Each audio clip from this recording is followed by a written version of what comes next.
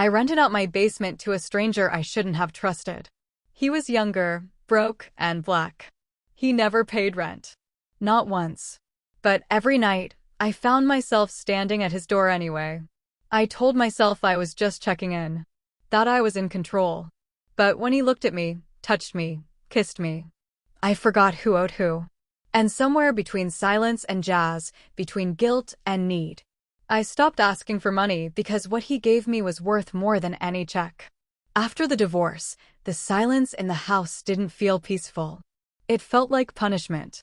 Every creak in the floorboards reminded me that I was alone, that I'd built a life with someone who eventually stopped seeing me. So when I listed the basement unit for rent, it wasn't just for income. I needed someone here. Someone breathing under my roof. Someone to make the space feel full again. I wasn't prepared for him. He showed up on a Tuesday evening, rain dripping from his hoodie, shoes muddy from the walk. He called me Ms. Whitaker. Polite. Respectful. Barely smiled. Said his name was Darius. No job offer letter. No references. Just a quiet promise he'd get the money by the 10th. I should have said no. But I didn't. There was something about him. The way he looked at me, not like I was desperate or fragile, but like I was real. I handed him the keys, half expecting myself to regret it the moment the door closed behind him. 3 months passed. No rent. Each time I asked, he offered soft apologies, tired eyes, and empty pockets. I should have gotten angry. I should have told him to leave. But every time I knocked on that door, I hesitated, because behind it wasn't just a tenant. There was him. Still polite. Still respectful. Still warm. Then one night, I heard music through the vent, jazz, soft and slow. I walked downstairs to say something, but stopped. He was dancing. Alone. Shirtless. Beautiful. When he saw me, he didn't freeze. He held out his hand. And God help me, I took it. His hand enveloped mine with a quiet kind of confidence. No words. Just heat. I stepped into the room like I was waking from a long dream. Like I'd forgotten I had a body until that moment. The music played low, lazy, like honey poured too slow. Darius moved with rhythm that seemed older than both of us, his body swaying in time with something ancient and soulful. I laughed nervously. God, I must have looked ridiculous, an older woman in a bathrobe and slippers trying to remember how to move. But he didn't laugh. He just smiled, guiding my hips with a gentle hand, his other resting lightly at the small of my back. My breath hitched. My skin remembered how it felt to be touched without expectation, without resentment. He was patient. Playful. Present. You ever dance? He asked softly. Not since college, I said. Then it's overdue. There was a look in his eyes, curious, hungry, but also kind. Like he saw through all the years and weight and walls I wore like armor. I didn't want the song to end. When it did, we stood there, pressed close. My lips were inches from his. His chest rose and fell like he was holding something in. Maybe restraint. Maybe hope. I'll pay you back, he murmured, eyes locked on mine. Every dollar. I promise. I'm not thinking about the money, I whispered. He leaned in. And this time, I closed the distance. Our lips touched like the world paused to make space for something it didn't understand. His kiss wasn't rushed or aggressive. It was patient, like he wanted to make sure I didn't pull away, didn't regret. Like he knew I needed to be kissed gently first. Like I hadn't been kissed properly in years. I hadn't.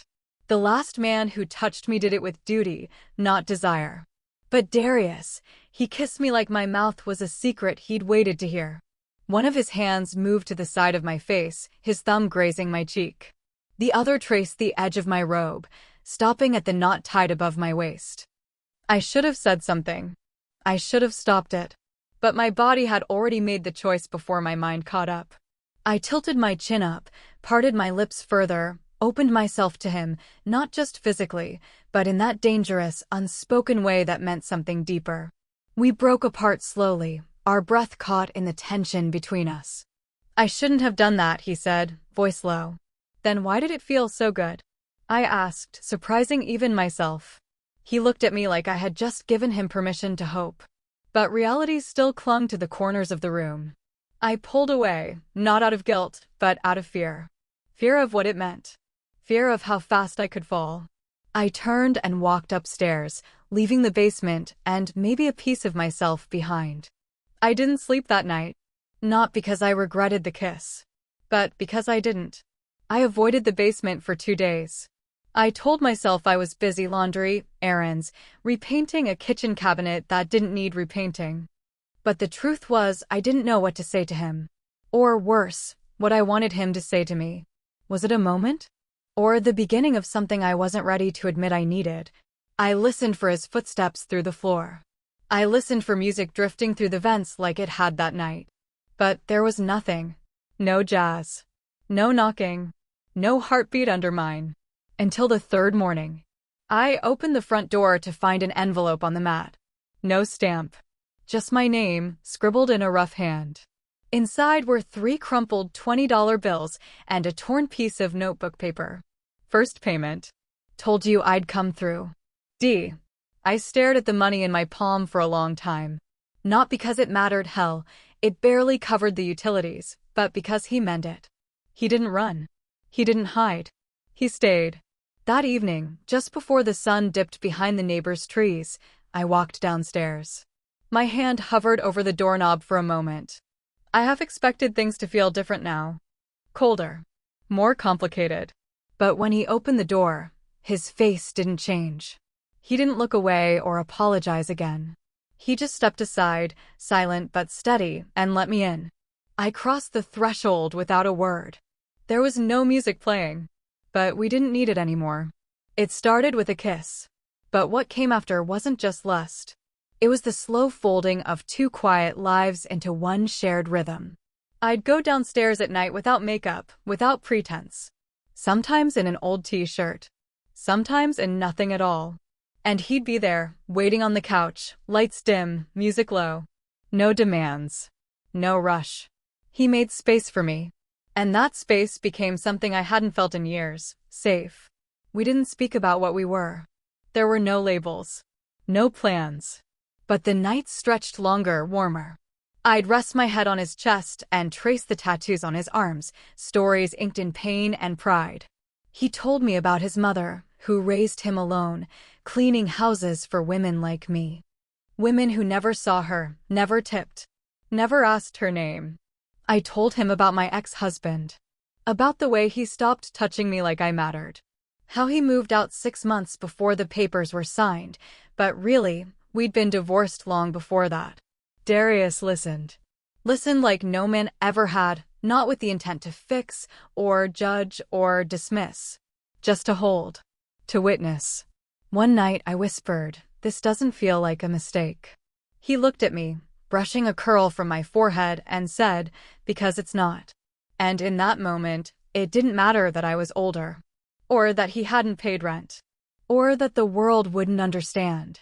All that mattered was how he made me feel. Wanted. Needed. Alive. It was just after 6 a.m. when I slipped out his basement door, hoodie zipped halfway, hair still messy from his hands.